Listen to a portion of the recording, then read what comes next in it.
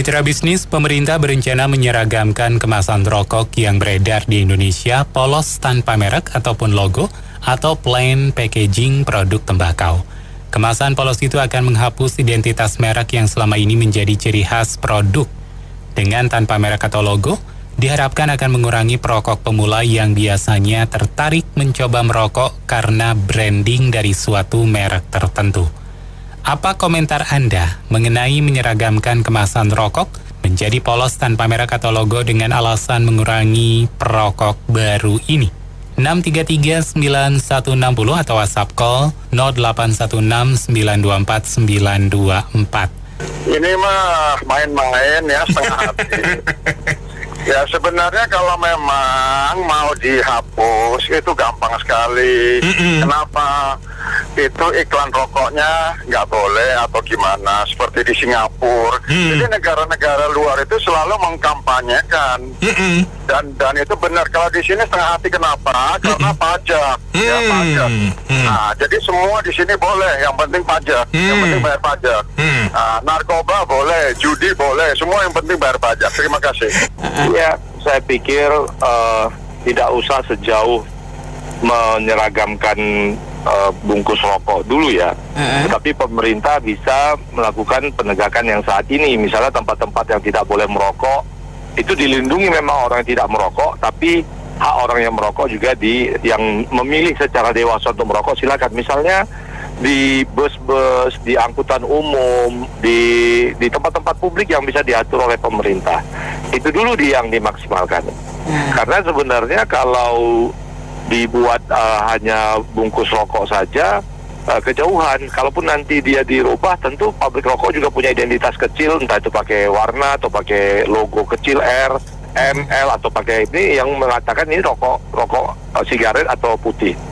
Sehingga rencana untuk melindungi perokok ini jangan jadi korban asap ataupun perokok baru jangan muncul, ya tempat-tempat merokoknya itu yang dikurangi gitu. Nah ini yang harus ditambah lagi di taman-taman atau di kantor-kantor, di semua institusi pemerintah. Kadang-kadang yang kita prihatin adalah pemerintah ini ingin menertibkan merokok, tapi aparatur pemerintah itu sendiri di kantor-kantor dinas itu banyak yang perokok berat. Kepala dinas, wali kota, bupati, itu tidak malu-malu dia di depan orang dan di tempat publik, entah itu lagi ada penyuluhan atau apa, merokok sebebas-bebasnya. Padahal situ yang hadir juga ada ibu-ibu, ada orang yang tidak merokok. Jadi kalau mereka tidak bisa, mereka ini pemerintah ya, mereka ini aparatur sipil negara ini tidak bisa memberi contoh dan menghargai atas aturan yang sudah dibikin sendiri, kenapa mesti produsen rokok atau bungkus rokok itu yang kebijakannya gitu. Jadi mulai dari diri sendiri dulu, para aparatur sipil negara, TNI, Polri, apakah mereka sanggup untuk tidak merokok di tempat-tempat publik dan ditambah itu kriteria tempat publiknya. Terima kasih. Topikmu karena kalau kata Epit adik, Anda sudah mengerti hitam dan merah rokok ini. Tapi supaya semangat, sekarang tanggal 16, 5 hari yang lalu tanggal 11 itu hari radio. Oh iya, betul sekali. Jadi tanggal 11 September coba diputar lagunya. Ya, Mbak Nena pasti tahu lah kalau saya sebut lagunya di radio. Kalau rokok itu saya tidak terlalu tidak terlalu fantastis lah, nggak terlalu bahayanya itu enggak. Yang bahaya itu internet. Yang itu. Jadi kalau ada yang usul rokok dimahalin, ya kalau gitu internetnya juga mahalin. Gitu ya. Dari online gitu katakanlah 100.000 gitu atau 500.000 atau. Nah pilih mana? Kan boleh saya beropini. Boleh dong. Ini kalau di kawasan kayak di Kudus, di Kediri ya. Saat saya di sana dulu itu banyak industri rumahan yang nggak pakai cukai. Kalau sekarang dikasih kesempatan, ya kan, yang nggak pakai cukai lagi, masih polos, nggak punya merek, itu pengendalinya itu lebih repot karena nyampur nantinya antara yang resmi sama yang industri rumahan. Untuk pengendalian menurut saya paling bagus itu tembakau itu nggak usah didatangkan dari luar, biar ngandelin dalam negeri. Kita menghargai petani tembakau, soalnya kalau ditutup nanti pengusaha besar itu nyuruh petani suruh demo. Untuk pengendalian mestinya itu barang-barang yang dari luar itu yang nggak usah dimasukin gitu, ada harganya juga biar naik, karena nanti kalau tembakau di dalam negeri kosong kan harganya naik. Itu untuk pengendalian juga, jangan ibaratnya pabrik rokok jangan disupport gitu. Terima kasih. Sebenarnya gini Kak, kan aku di Jogja, kan kayak sekarang ini tuh banyak banget rokok tuh sebenarnya. Kamu bilang orang tua ya boleh lah ya, maksudnya kayak rokok itu pada kalau diseragamin juga aneh sih. Cuman ya kalau mungkin ada mereknya biar orang jadi pada tahu oh itu dari ini dari itu. Cuman kalau anak-anak muda sendiri kan pada nge-vape ya Kak, mungkin nggak guna loh Kak kayak elektrik gitu. Ya, rokok elektrik ya. Iya, ya kalau kita sebagai non perokok sih ya kesel juga kalau ngeliat orang-orang pada ngerokok di mana-mana. Pengennya sih kalau bukan penyeragaman sih, pengennya sih harga rokok dinaikin aja sampai kayak mereka bakal mikir 2 kali 3 kali mau beli atau enggak. Kalau enggak ya itu nggak boleh beli batangan aja sih Kak kalau menurutku. Ya, menurut saya diseragamkan boleh. Diseragamkan ini kayak misalnya ada tulis linknya nih, kalau misalnya mau donasi nih kalau kita bisa atau yang mana gitu kan, yayasan apa tuh untuk orang-orang yang sakit kanker ya kan gara-gara ngerokok. Nah itu bisa tuh diserahkan tulis di situ. Ya itu efektif. Jadi orang baca itu bisa mencegah gitu. Cuma kalau misalnya dibikin polos, mungkin bisa bikin emang kemasan itu ngaruh ya. Apalagi untuk kayak buat anak kecil tuh kan ada yang lucu-lucu kan, ada beberapa produk tuh warnanya menarik-menarik. Itu bikin orang jadi pengen beli. Itu emang ada ilmunya juga, warna-warnanya gitu kan. Yeah. Cuman kalau misalnya efektif, saya bilang sih nggak gitu ya. Kalau saya lihat orang mah ikut-ikutan gara-gara temen gitu kan. Temen coba ya coba. Jadi nggak gitu ngaruh kayak gimana banget sih. Kalau menurut saya. Oke. Jadi kalau mau pendidikan dan ya tulis aja link itu donasi gitu loh. Jadi tahu. Justru dengan adanya merek itu kan membawa nilai harga rokok tertentu, membawa cukai tertentu, ya tahu. Kemudian peredaran bisa dikendalikan. Kalau dengan alasan itu pemula merokok itu karena coba-coba merek, itu bukan. Ya karena ya hanya ingin action saja, itu pengen ngerokok. Karena ya temannya ngerokok, terus ikut-ikutan ngerokok. Nah kalau nggak ada mereknya justru nggak terkendalikan. Itu malah parah itu. Negara nggak dapat apa-apa, ya nggak? Nah, kemudian rokok tidak bisa dikendalikan. Yang sekarang aja banyak rokok putih itu di mana-mana kok. Nggak bayar cukai, malah menimbulkan keburukan kesehatan dan sebagainya, seperti itu. Jadi menurut saya ini yang buat kebijakan ini, menurut saya ini ya kurang cerdas lah gitu. Jadi menurut saya kalau memang menggunakan rokok itu diadakan sedari awal pendidikan kesehatan yang masif lah tentang kesehatan jiwa, apa itu kesehatan badan.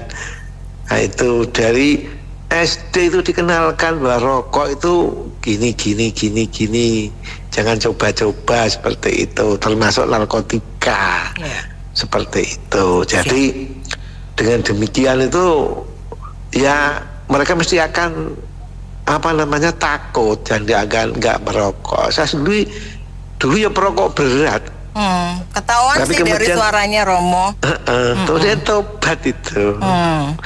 Waktu jadi mahasiswa dulu, saya terus terang rokok itu untuk nyari perhatian cewek.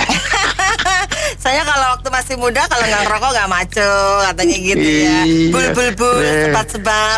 Sama kalau lagi stres. Oh iya luar biasa. Tapi ya sekarang tobat lah. Iya. Lebih ada kemajuan mengurus negeri ini, tau nggak? Kenapa dia pakai semua putih? Kan nggak mungkin dong, ya nggak, logika kan nggak masuk akal. Seperti perusahaan yang gede-gede. Ini maksud apa tau nggak? Kayaknya mau tutup tahun kan, ya dong. Jadi kasih isyarat, kalian semua pabrik rokok ya, jangan lupa ya, saya itu penguasa, saya apapun bisa bikin. Kalian kalau nggak kasih amplop isi putih ya, kalian tahu sendiri. Isi amplop putih doang isyaratnya. Isyaratnya ya. Jadi nggak boleh amplop coklat ya, harus itu putih. Itu namanya otak preman berdas. Halus kasih isyarat. Kalian semua harus tahu, harus setor. Kalau nggak setor, saya akan kasih kalian suatu kebingungan. Sebenarnya kan nggak mungkin logika.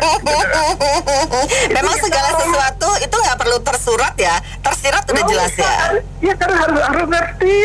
Ya nggak, itu tandanya tutup tahun. Biasa amplop ada isi putihnya. Ini amplopnya pejabat putih kan.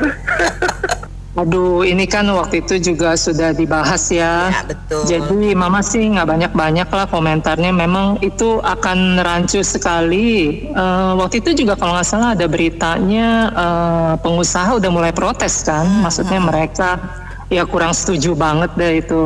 Sebab nanti imbasnya yang lebih fatal kan ke produsennya juga. Maksudnya pengepakannya, karyawannya bagaimana. Masa apakah mereka tahu gitu yang kualitas bagus, kualitas sedang, yang kualitas bawah, ya nggak? Nah udah gitu kalau udah dilempar ke pengecer lebih kacau lagi, ya nggak? Mana mau mereka ini membeda-bedakan. Tahu sendiri anak mama zaman sekarang, anak-anak kerja kan maunya yang istilahnya yang simple-simple, yang serba instan, ya nggak? Kalau gitu kan mesti disortir lagi. Kayaknya ini pemerintah cuman ini nih mengalihkan isu lah, ya istilahnya mungkin ada apa gitu ya, mama juga nggak tahu deh. Cuman ya itulah selalu berapa minggu ini kan aturannya ada begini, ada begitu, ya itu hanya pengalihan isu saja menurut mama, nggak usah diladenin. Nggak mungkin lah pemerintah mendapatkan income yang luar biasa dari merek-merek yang berkualitas ya. Jadi merek tertentu, saya tidak perlu sebutkan merek-merek itu kan. Itu komersil dan diterima masyarakat umum sendiri. Kalau diganti kemasannya dengan kemasan yang tidak bermerek, itu kerjaan siapa Bung Beni? Bisa-bisa pengusaha-pengusaha besar yang di Jawa Tengah, Jawa Timur itu pada hengkang itu. Mau Pak Jokowi nanti kesel bener lihat anak buahnya nih pada kerjanya nggak bener gitu. Nggak ada income, itu pendapatan rokok cukanya paling banyak loh. Selain pendapatan dari pajak. Jadi betul-betul harus diperhatikan gitu loh. Iya kan? Saya kira nggak mungkin itu suatu hal wacana yang digulirkan untuk menjadi publik pembicaraan yang cukup tidak rasional menurut saya sih. Betul. Iya, ini jadi model merek rokoknya dihilangkan. Iya, jadi polos ya. Iya, saya rasa kurang efektif ya, Wanto ya. Apalagi pertimbangannya karena untuk rokok pemula, betul ya? Dari rokok pemula. Saya rasa ini memang sebuah simalakama ya buat pemerintah. Pemerintah ini kan keluar defisit anggaran, ya. Nah, padahal kan pemasukan dari cukai rokok tuh besar ya. Jadi agak munafik juga gitu. Di satu sisi masih butuh pajaknya ya, masih terima. Ya kalau mau ya jangan setengah-setengah gitu ya. Kalau mau ya tutup saja pabriknya ya, kalau memang mau ekstrim gitu. Tapi dengan catatan ya harus ada ada penggantinya gitu untuk misalnya kan kita kan bisa swasembada pangan ya. Jadi pabrik-pabrik rokok itu mungkin kalau memang ditutup ya dialihkan ke pabrik yang produktif ya untuk swasembada pangan. Tapi memang ya ini saya Tapi saya rasa ini Bung Anto ini yang buatan-buatan aja ini rencananya ya. Kalau mau ya memang kalau mau niat itu pendidikan dari sekolah aja ya. Jadi istilahnya ada apa ya, di tiap sekolah itu mungkin ada kurikulumnya. Jadi mungkin bisa masuk ke apa, edukasi ke pelajaran apa ya, itu biologi atau apa ya. Jadi memang untuk istilahnya edukasi kesehatan lah ke siswa-siswa ini, bahaya rokok seperti apa, bahaya drugs seperti apa. Itu memang saya rasa lebih efektif ya, mungkin dengan diputarkan film-film yang apa ya istilahnya, film-film yang ini ya, yang bisa mengedukasi dari bahaya rokok atau bahaya drugs itu kurang lebihnya seperti apa, bisa menyebabkan kematian dan lain-lain gitu ya. Nah, saya punya pemikiran begini, seandainya ya BPJS itu juga dilarang untuk yang perokok ya, karena kan dampaknya ini membebani ini ya, anggaran kesehatan ya. Jadi buat yang perokok itu ya dilarang gitu menggunakan BPJS misalnya ya kan. Jadi kan mereka kan ya mikir 1000 kali ya kalau misalnya perokok-perokok ini ya. Jadi mereka tidak bisa pakai BPJS gitu kan. Ya itu mungkin salah satu solusinya ya, tapi memang ini saya rasa nggak efektif. Jadi kalau misalnya nama itu kan brand kan juga, kalau di toko kan misalnya mau beli sabun mereknya ini gitu kan ya. Kalau nggak ada brand kan lucu ya, kayak saya panggil nama Bung Anto kan, Bung Anto gitu kan. Masa kalau istilahnya apa ya, yang botan-botan aja gitu, lucu gitu. Kalau nama kan memang kan ini ya,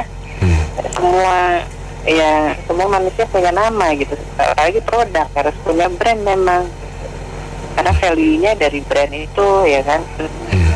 Ya ini ya saya agak geli aja gitu.